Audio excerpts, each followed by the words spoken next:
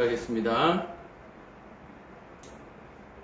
33장 1절 한번 보겠습니다.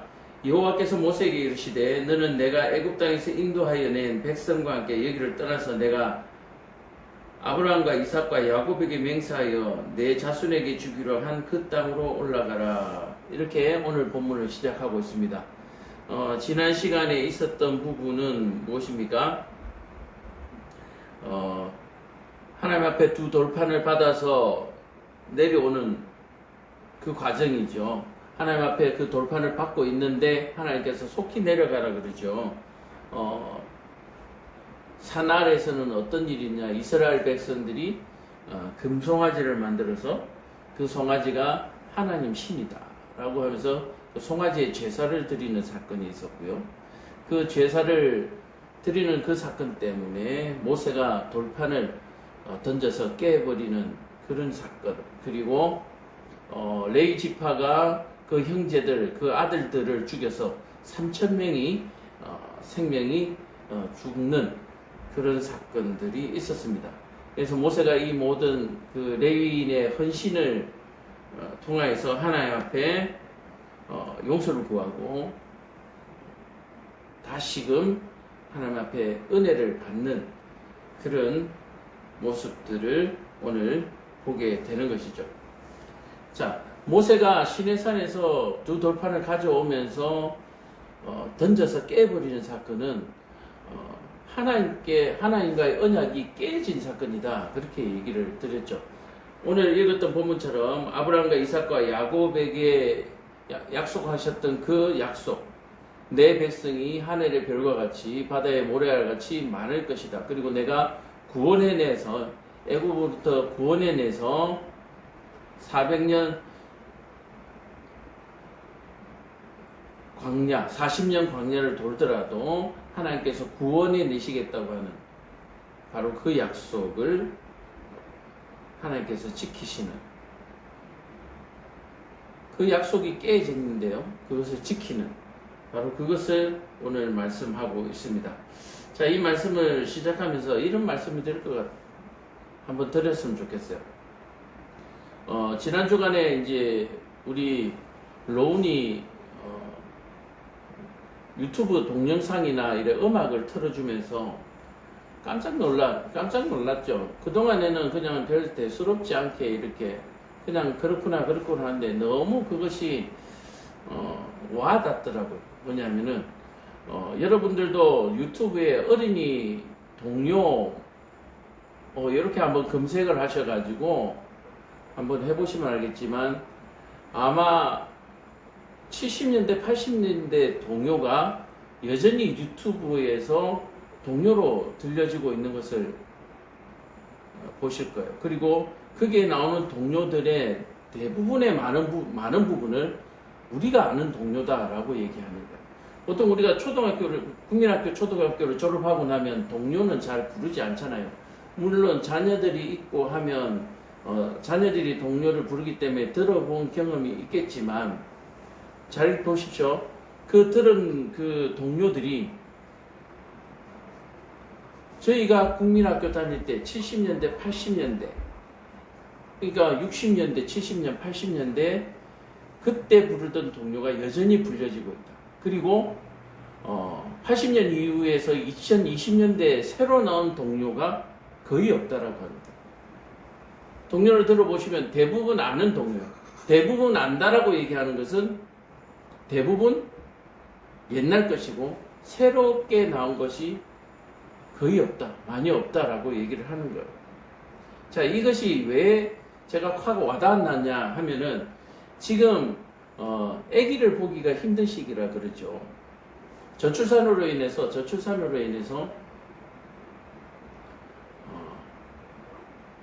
학생들의 숫자가 줄었다. 이 왜 그런가 했더니 바로 그 인구 정책 때문에 그렇죠. 둘만 낳아 잘 기르자 해서 하나만 낳아 잘 기르자. 딸 아들 구별 하지 말고 하나만 낳아 잘 기르자 하면서 계속해서 저출산 계획으로 나왔잖아요. 자, 그렇게 하면서 뭐가 없어졌습니까? 동료를 국가에서 교육계에서 동료를 개발하고 만들어내지 않았다라고 얘기를 합니다. 놀라운 사실이죠.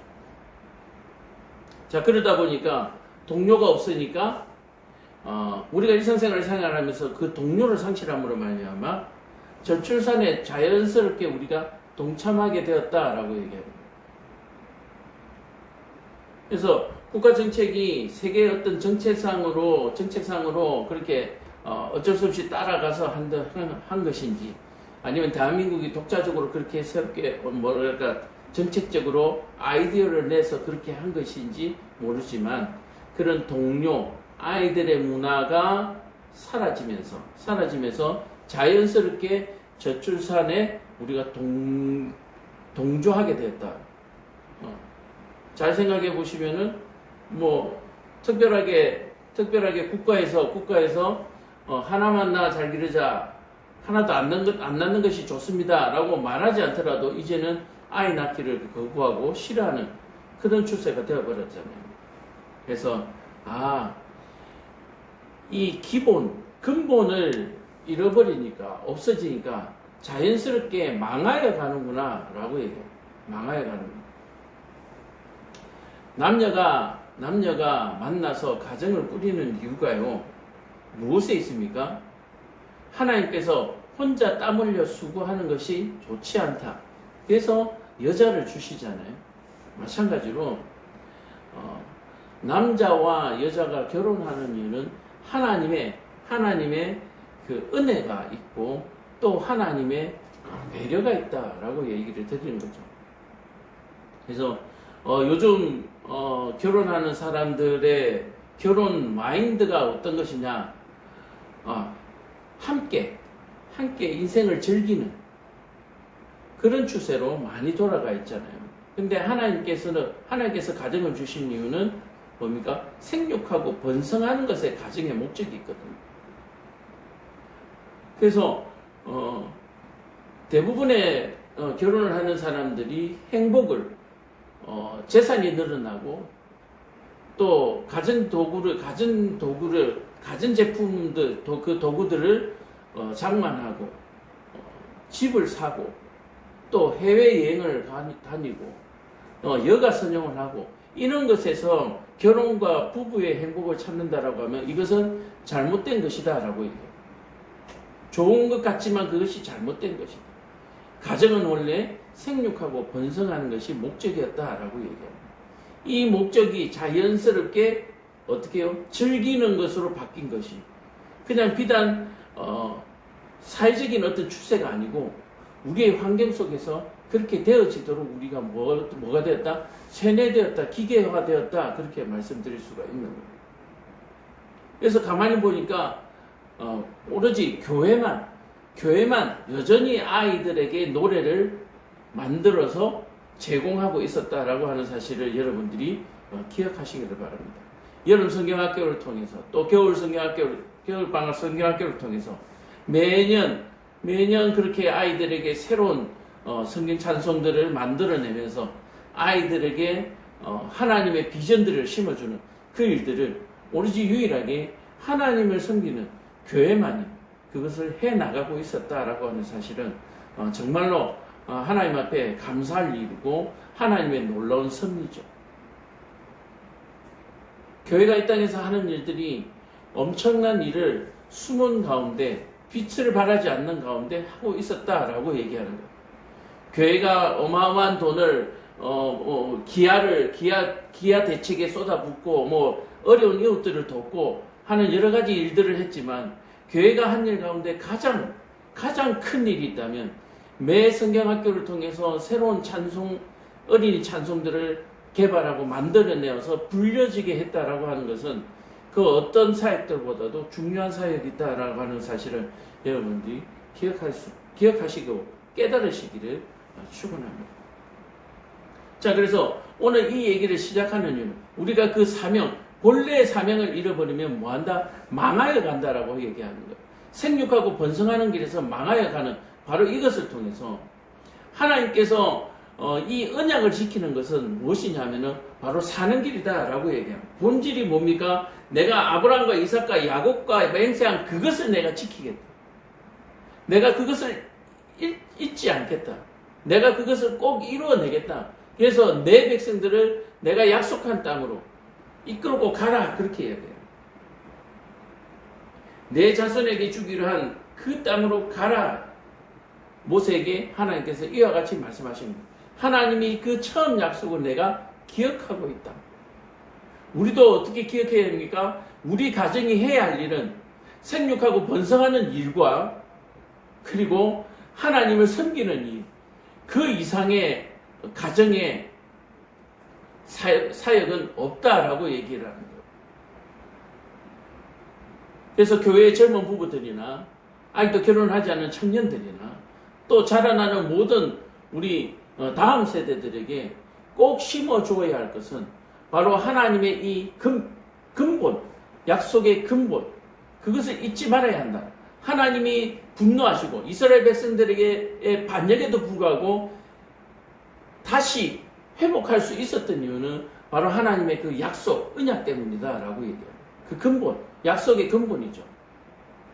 이스라엘 백성들을 왜 애굽 땅에서 이끌어냈는지, 그리고 그들을 어디로 인도하려고 했는지 하나님께서 그 약속한 것을 기억하시고 계속해서 지켜나가고 계십니다. 그렇다면 우리도 하나님께서 처음 우리를 생명을 지으시고 가정을 주셨을 때 그 처음 약속, 그것을 붙들고 우리가 살아가지 않는다면 우리는 소멸되고 말 것이다. 자생적으로, 자발적으로 소멸되고 말 것이다 라고 하는 사실을 여러분들 꼭 기억하시길 바랍니다. 레위 지파의 자손들이 그 범죄함으로 말미암아 자발적으로 그 자녀들과 그 형제들을 도륙이 아니죠. 그 죽이는 그 희생을 우리는 기억하고 있습니다. 우리 스스로 자멸하는 것이죠. 그 본질을 잃어버리고 범죄함으로 말미암아 스스로 망하여 가는 거예요. 그러나 그것을 회복하기 위해서 레위 지파는 희생을 하였고 그 희생으로 말미암아 하나님의 은혜를 다시 잊게 되었다라고. 코로나 시절에 너무너무 힘든 시절이죠.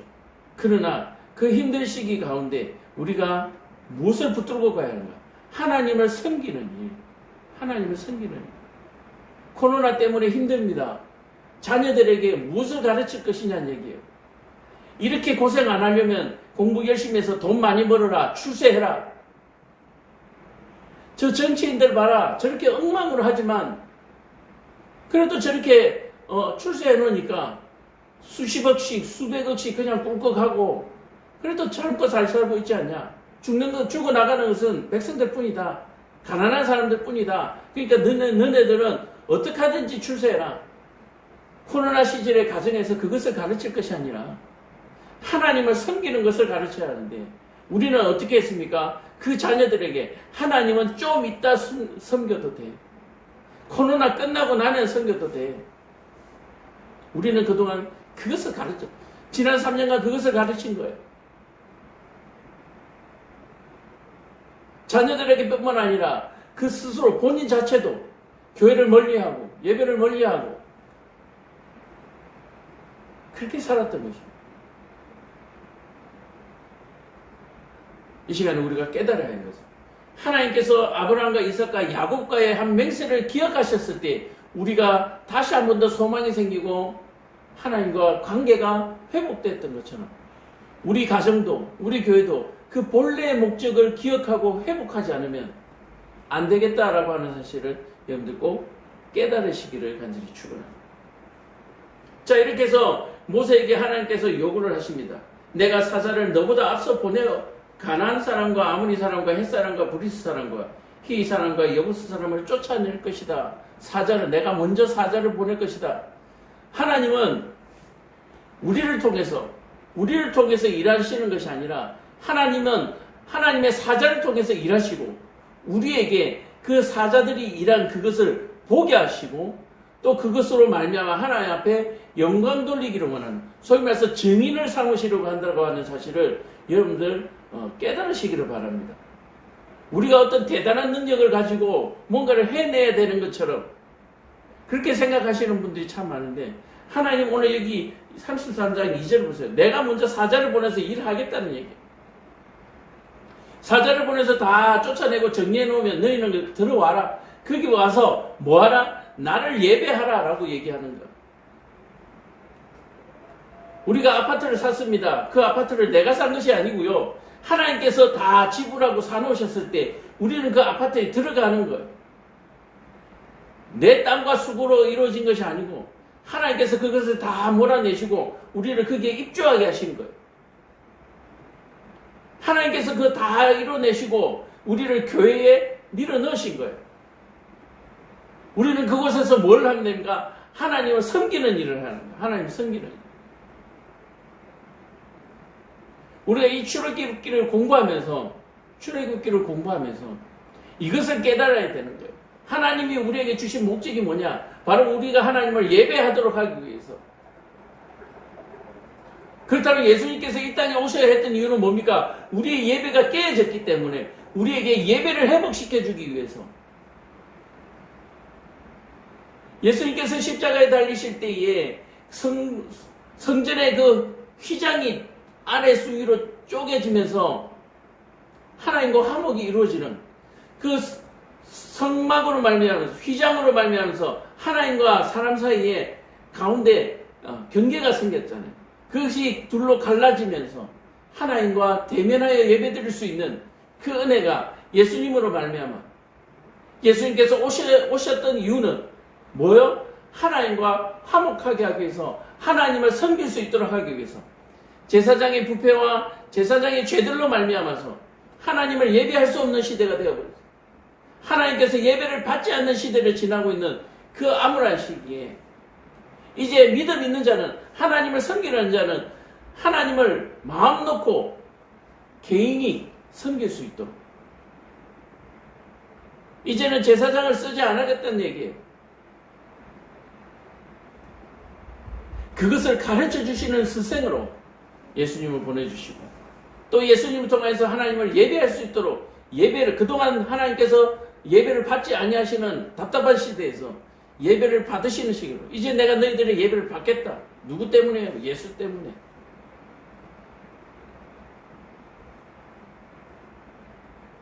내가 사자를 너보다 앞서 보내서 내가 다 쫓아내겠다. 너희는 들어와라. 들어와서 그 땅에서 뭐하라?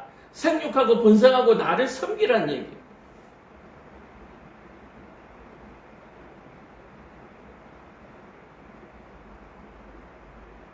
우리가 어딘가로 나아가서 우리가 한 걸음 한 걸음 나아가는 것은 하나님께서 이미 사자를 보내서 다 닦아 놓으신 길입니다. 그곳에서 우리는 하나님을 섬겨야 한다라고 얘기해요. 3절에 보면 너희는 젖과 꿀이 흐르는 땅에 이르게 하려니와 나는 너희와 함께 올라가지 아니하리니 너희는 목이 곧은 백성이죠. 내가 길에서 너희를 진멸할까 염려함이래요. 자, 이렇게 사자들을 다 보내놓고 내가 다 내쫓아놓고 너희를 올려보낼 텐데 나는 안 가겠다는 얘기예요. 그럼에도 불구하고 너희는 나를 믿지 않는다, 나를 섬기지 않을 것을 하나님께서 이미 알고 계십니다. 같이 올라가지 아니하시는 것은 무엇입니까? 우리를 살리기 위해서.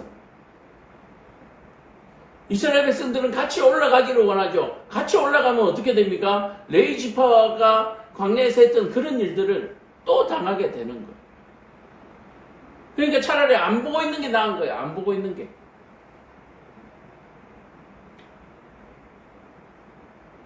내가 길에서 너희를 진멸할까 염려함이니라. 백성이 이 준엄한 말씀을 듣고 슬퍼하여 한 사람도 자기의 몸을 단장하지 아니하니. 여기서 이 단장하지 않는다라고 얘기하는 것은 깊은 회개를 얘기하는 거죠. 근데 이 깊은 회개라고 하는 것이 그리 오래 길게 가지 않는다라고 하는 사실을 또한 우리가 볼 수가 있습니다. 여호와께서 모세에게 이르시기를 이스라엘 자손에게 이르라. 너희는 목이 곧은 백성이죠. 내가 한순간이라도 너희 가운데 이르면 너희를 진멸하니니 너희는 장신구를 떼어내라. 그리하면 내가 너희에게 어떻게 할 것인지 정하겠노라 하셨다. 이스라엘 자손이 호렙산에서부터 그들의 장신구를 떼어내니라. 그렇게 얘기하고 있습니다. 이 장신구를 가지고 있으니까 뭐 했습니까? 금송아지를 만드는 거예요.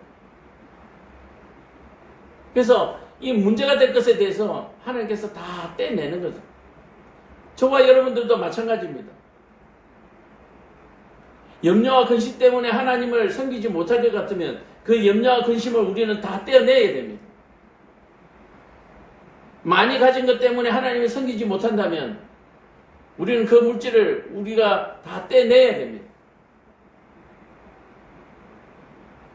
잘 보세요. 내가 가진 게 많아서 예배를 드려야 하는데 하나님을 섬겨야 하는데 해외여행을 하고 사치를 하고 낭비를 하고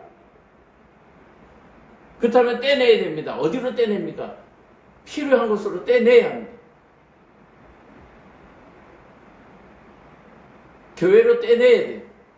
그래서 교회가 온전하게 물질이 가야 할 곳으로 흘러가도록 또 흘려보내는 그 일을 교회가 해내야 되는 거예요. 근데 그것들을 떼냈는데 교회가 부패하는 일도 발생하죠. 다 망하는 길입니다. 모세가 항상 장막을 취하여 진 밖에 서서 진과 멀리 떠나게 하고 회막이라 이름하니 여호와를 앙모하는 자는 다 진 바깥 회막으로 나가더라. 자, 하나님하고 가까이 있으니까 진멸 당할까 두려워서 어떻게 해요? 하나님의 성막 그 회막에서 진 바깥으로 전부 다 옮겨가는 거예요.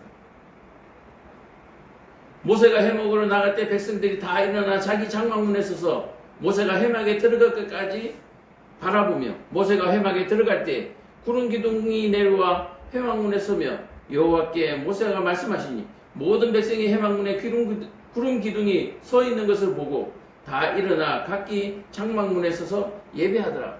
자, 모세가 회막 쪽으로 걸어가면 자기 장막 앞에 다 서가지고 모세가 성막으로 걸어가는 것을 회막으로 걸어가는 것을 보는 거예요.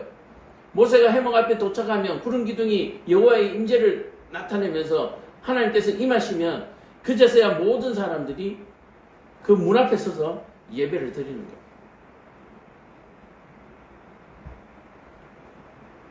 하나님의 그 용서로 말미암아 다시 예배가 회복되고 있는 모습을 볼 수가 있죠. 사람이 자기의 친구와 이야기함 같이 여호와께서는 모세와 대면하여 말씀하시며 모세는 진으로 돌아오나 눈의 아들 젊은 수종자 여호수아는 회막을 떠나지 아니하더라. 자, 모세의 그 수종하는 자 여호수아는 그 회막을 지키고 있는 모습을 예배가 끝난 이후에 모세가 장막으로 돌아갈 때에 여호수아는 돌아오지 않냐고 그 성전을 지키고 있는 모습을 볼 수가 있죠. 이와 같이 하나님을 섬기는 자, 이와 같이 하나님을 섬기는 자는 하나님이 보호하시고 또 하나님이 사용하신다라고 얘기하는 거예요. 여호수아가 장차 어떻게 사용될 것인지 우리는 너무 잘 알고 있잖아요. 아, 그래서 그랬구나.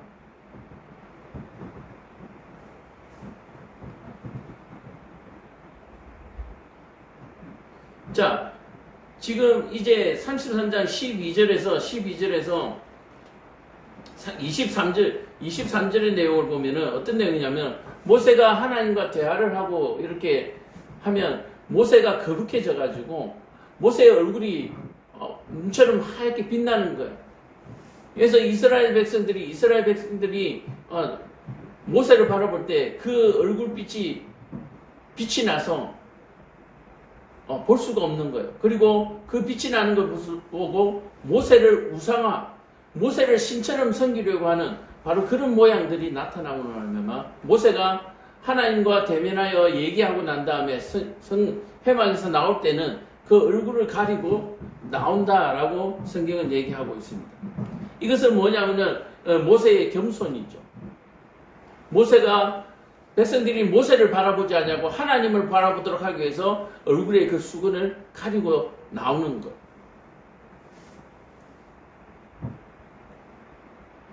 자, 그래서 이 얼굴을 가린다라고 하는 것은 겸손의 바로 표징이 있죠. 여호와를 섬기는 자는 겸손함을 갖추어야 한다라고 얘기하는 거예요. 하나님께서 이러한 겸손한 모세를 볼 때 얼마나 이뻐 보이고 사랑하시겠는가. 이스라엘 백성들에게 뭐라고 얘기합니까? 너희는 목이 곧은 백성이야. 너희는 목이 뻣뻣하다라고 얘기합니다. 그와는 달리 모세는 하나님 앞에 나와 하나님 앞에 예배하고 얼굴로 그 수건을 가려서 하나님의 영광을 가로채지 않는 그러한 겸손의 섬김을 보여주고 있는 것입니다. 21절, 22절, 23절에 보면은 여호와께서 또 이르시기를 보라 내 곁에 한 장수가 있으니 너는 그 반석 위에 서라. 내 영광이 지나갈 때에 내가 너를 반석 틈에 두고 내가 지나도록 내 손으로 너를 덮었다가 손을 거두리니 내가 내 등을 볼 것이요 얼굴은 보지 못하리라. 이게 어떤 내용이냐면은 지금 여기 앞에 이 마이크가 보이신 마이크가 있는데 모세가 하나님 보기를 원하는 거예요. 18절에 모세가 이르되 원하건대 주의 영광을 내게 보이소서 얘기합니다. 모세가 하나님을 보기를 원하는 거예요. 그랬더니 여호와께서 이르시되 내가 모든 선한 것을 내 앞으로 지나가게 하고 여호와 이름을 내 앞에서 선포하리라. 나는 은혜 베풀 자에게 은혜를 베풀고 긍휼히 여길 자에게 긍휼을 베푸니라. 자, 그리고 내 얼굴을 보지 못할 것이다. 내 얼굴을 보면 죽을 것이기 때문에 내 얼굴은 보지 못한다. 그러나 하나님은 모세의 그 간청을 외면하지 않으시고 이런 식이죠. 모세가 있는데요. 하나님이 이렇게 모세 얼굴을 가리고 모세를 가리고 손으로 가리고 이렇게 지나가는 거예요. 이렇게 지나가고 모세 앞을 지나고 나서는 손을 치우는 거예요. 그럼 모세는 어디를 보게 됩니까? 여호와의 뒷모습을 보게 되는 거죠. 하나님께서 모세가 죽을까 염려해서 죽기 때문에 앞에서 지나갈 때는 손으로 모세를 가리시고 그리고 모세가 모세 앞을 지나가고 난 다음에 손을 떼서 하나님의 뒷모습을 보도록 이와 같이 배려하시면서 모세에게 자신의 모습을 드러내는 것을 볼 수가 있습니다. 여호와를 앙망하는 자, 여호와를 보기를 원하는 자에게 하나님께서 뭐 하신다? 나타나신다라고 얘기합니다. 그래서 우리가 여호와를 보지 못하면 무엇입니까? 우리가 그것을 보지 못하며 또 여호와께서 우리에게 나타나지 않는 이유는 무엇입니까? 우리가 그것을 보면 죽을까 하여 하나님께서 그 모습을 감추시는 것이죠. 자, 이렇게 하나님께서 모세에게 등을 보이신 다음에 여호와께서 모세에게 이르시되 너희는 돌판 둘을 처음 것과 같이 다듬어라. 내가 깨뜨리는 처음 판에 있던 말을 내가 그 판에 다시 쓸 것이다 라고 얘기를 하는 거예요. 자, 이것은 무엇이냐면 바로 여호와께서 이스라엘에게 주시는 기회요. 다시 주시는 기회. 이미 죽었어야 하는데 하나님께서 다시 기회를 주시겠다. 어떻게 해요? 내가 처음 준 돌판과 똑같이 다듬어서 내게 가져오라. 네가 깨뜨린 것과 같은 모양으로 다듬어서 가져와라. 지난주에도 말씀을 드렸죠. 하나님의 그 돌판을 직접 다듬으시고 손으로 썼던 그 첫 번째 돌판을 모세가 깨버렸어요. 그러므로 말미암아 하나님과 언약이 깨어졌죠. 근데 지금은 모세가 다듬은 돌로 돌판에다가 하나님께서 그 말씀을 하나님께서 말씀하셨던 그 첫 돌판에 쓰셨던 그 말씀들을 다시 써주겠다라고 얘기를 하는 거죠. 그래서 이 다듬은 돌판은 사람이 만든 것이고 이 돌판이 영원하지 않을 것. 다시 말해서 사람이 다듬은 율법은 폐하해지고 하나님의 그 처음 말씀만이 영원히 남을 것이다 라고 하는 것을 모형적으로 우리에게 보여주고 있는 것입니다. 자, 아침까지 준비하고 아침에 시내산에 올라와 산꼭대기에서 내게 보이되 아무도 너와 함께 오르지 말며 온 산에 아무도 나타나지 못하게 하고 양과 소도 산 앞에서 먹지 못하게 하라. 자, 모두가 금식하고 기다리라 그렇게 얘기합니다. 모세가 돌판 둘을 처음과 같이 깎아 만들어 아침에 일찍 일어나 그 돌판을 손에 들고 여호와께 명령대로 시내산에 올라가니 여호와께서 구름 가운데서 강림하사 그와 함께 거기서 서서 여호와의 이름을 선포하실세 여호와께서 그 앞으로 지나시며 선포하시되 여호와라 여호와라 자비롭고 은혜롭고 노하기를 더디하시고 인자와 진실이 많으신 하나님이라. 그리고 인자를 천대까지 베푸며 악과 과실과 죄를 용서하리라. 그러나 별을 면제하지 아니하고 아버지의 악행을 자손 3대까지 보응할 것이다. 하나님께서 죄는 용서하지 않으시고 면하여 주지 아니하시되 그 벌에 대해서 보응을 하도록 하겠다라고 얘기하는 거예요. 그러니까 벌을 받도록 하겠다라고 얘기하는 거예요. 하나님께 범죄한 것들을 그 범죄로 말미암아 3, 4대가 보응을 받을 것이다. 뭐 하나는 이거죠. 우리가 환경을 파괴시켜 놓으면 자손들이 그 파괴된 환경 속에서 살아가니까 바로 그것이 보응받는 것. 하나의 예가 되겠죠. 자, 그래서 많은 사람들이 하나님이 그 죄를 지으면 3, 4대까지 보응하겠다라고 하는 말만 기억하시는데 7절에 인자를 1000대까지 베풀며 악과 과실과 죄를 용서하리라는 사실을 간과하는 그런 분들이 계세요. 하나님이 인자에게 하나님을 잘 섬기는 자에게 1000대까지 복을 주겠다. 1000대라고 하는 것은 영원한 것이죠. 영원한 것. 그러나 그 응보는 과실에 대한 그 악에 대한 응보는 보응은 3, 4대까지 밖에 안 가잖아요. 그래서 보통 뭐 3, 4대 우리 흔히 옛날 그 사극을 보면 삼족을 멸한다 그래가지고 가문이 멸종되는 것처럼 그렇게 우리는 생각하고 있는데 그것하고 이거하고는 완전히 다른 얘기죠. 모세가 급히 땅에 엎드려 경배하며 이르되 주여 내가 주께 은총을 빌었거든 원하건대 주는 우리와 동행하옵소서. 이는 목이 뻣뻣한 백성이이다. 우리의 악과 죄를 사하시고 우리를 주의 기업으로 삼으소서. 하나님께서 동행하지 않으시겠다. 너희와 같이 올라가지 않겠다라고 얘기했던 그 부분에 대해서 하나님께서 동행해 주시기를 원하는 거예요.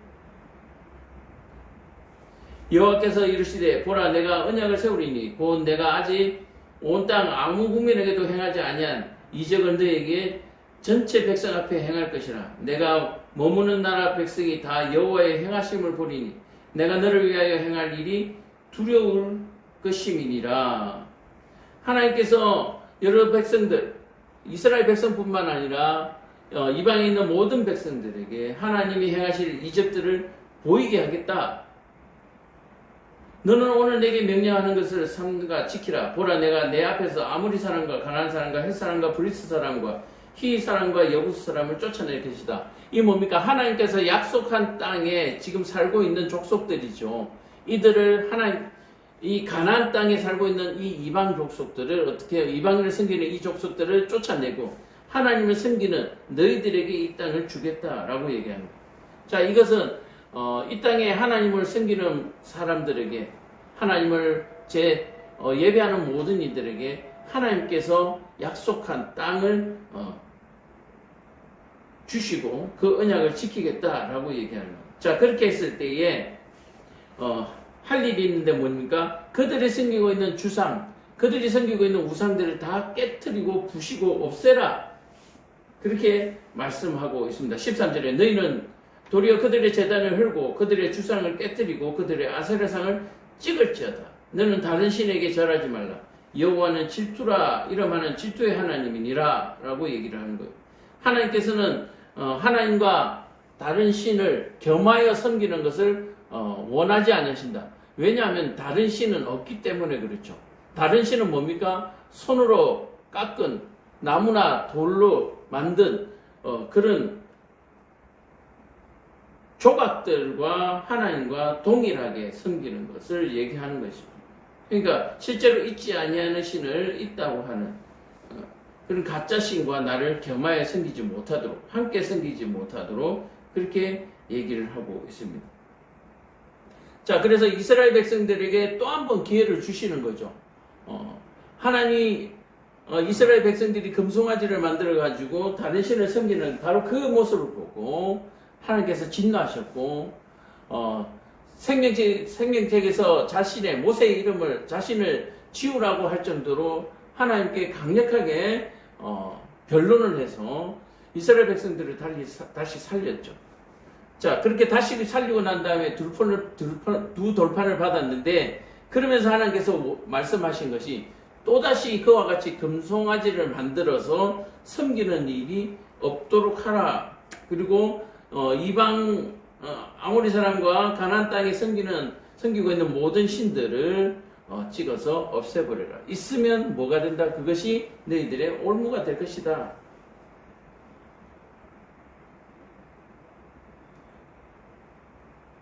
자, 그리고 하나님께서 이스라엘 백성들에게 이방의 딸들과 결혼하지 못하도록 하시는 것들, 그 다음에 무교제를 지켜야 되는 것들, 또 하나님께 그 무교절에 드리는 예배 때 드리는 제물들을 어떻게 드려야 하는 것들. 자, 그리고 21절에 보면은 너는 6 동안 일하고 7째 날에는 쉬어라. 이 안식일에 관한 법들, 그리고 77절 고 맥주절에 관한 부분들, 이 모든 것들을 이스라엘 백성들에게 지킬 것을 요구하고 계십니다. 이런 것들을 지키는 이유가 뭡니까? 바로 유월절을 기억하게 하기 위해서죠. 그러니까 모든 제사의 기본은 유월절이에요. 그 유월절을 기억하도록 하기 위해서 제정되어진 제사고요. 제사들이고, 또 그 다음에는 유월절을 나와서 광야에서 또는 가나안 땅에서 받은 하나님의 은혜들을, 그 은혜들을 기억하도록 하기 위해서, 하나님께서 보여주시는 그런 모든 은혜와 기적들을 기억하게 하도록 하기 위해서 이러한 제사의 양식들이 제정되어지고 있는 것을 볼 수가 있습니다. 안식이라고 하는 것은 하나님의 창조에 처음 하나님 창조하셨던 유일한 신이라는 것을 기억하도록, 나 외에 다른 신은 없다라고 하는 것을 기억하도록 하기 위해서 안식일에 대한 하나님의 섬길 것을 얘기하고 있습니다. 자, 25절에 보면 바로 너는 내 재물의 피를 유교병과 함께 드리지 말며, 이 유교병과 함께 드리지 말라는 얘기는 바로 유월절을 지나서 무교절을 얘기하는 것이죠. 광야에 나왔을 때. 그래서 유월절 재물을 아침까지 두지 말며, 이 모든 것들이 유월절과 관계되어 있다라고 해요. 내 토지의 소산을 처음 익은 것을 가져다가 여호와 하나님께 드리라. 그러니까 감사하라. 모든 것이 하나님의 은혜다라고 얘기합니다. 여호와께서 모세에게 이르시되 너는 이 말을 기록하라. 그렇게 기록해서 대대의 자손들에게 알리라. 28절에 보면 모세가 여호와와 함께 40일 40야를 거기 있으면서 떡도 먹지 아니하였고 물도 마시지 아니하였으며 여호와께서는 언약의 말씀을 곧 십계명의 그 돌판에 기록하여 주셨다. 이 모든 말씀들을 가르치면서 그 십계명의 의미들을 일일이 모세에게 다 가르쳐 주신 것입니다. 자, 그리고 모세가 시내산에서 드디어 내려옵니다. 모세가 그 증거의 줄 돌판을 모세 손에 들고 시내산에서 내려오니, 그 산에서 내려올 때에 모세는 자기가 여호와와 말하였음으로 말미암아 얼굴 피부에 광채가 나나 깨닫지 못하더라. 자, 이 광채들 때문에 모세가 이스라엘 백성들과 말할 때에는 수건으로 얼굴을 가리더라. 또 하나님께 들어가서는 그 수건을 벗고요.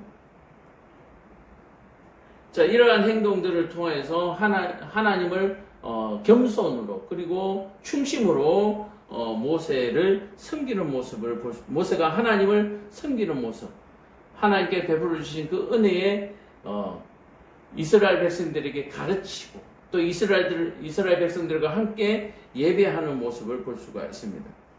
그래서 이 두 번째 두 돌판, 바로 이것은 모세가 다듬은 돌판으로서 이스라엘 백성들에게는 하나님에게 또 한 번 은혜 입은 것을 기억하게 하는 바로 그러한 역할을 하게 되는 것입니다.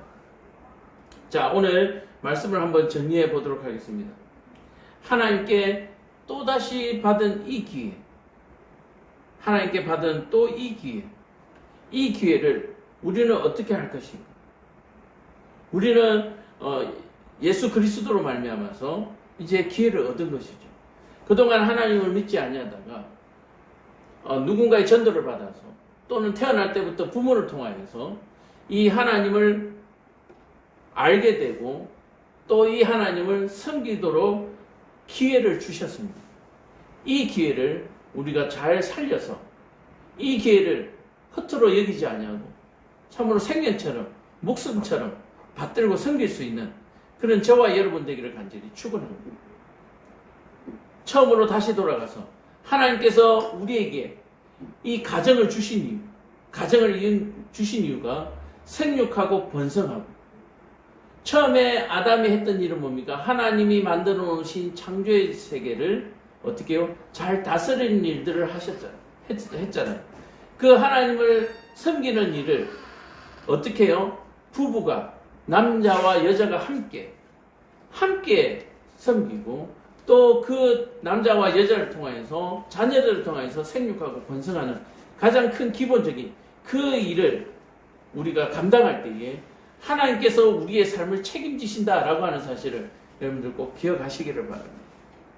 그래서 오늘 이 두 돌판을 받은 바로 이 모세의 마음처럼 우리가 코로나 시절을 통과해서 이제 위드 코로나 시절에 우리가 다시 한 번 더 하나님 앞에 기회를 얻었다 생각하고 두 번 다시 이 돌판이 깨어지는 이런 처참한 엄청난 사건들이 일어나지 않도록 우리가 하나님을 잘 섬겨야 될 줄로 믿습니다.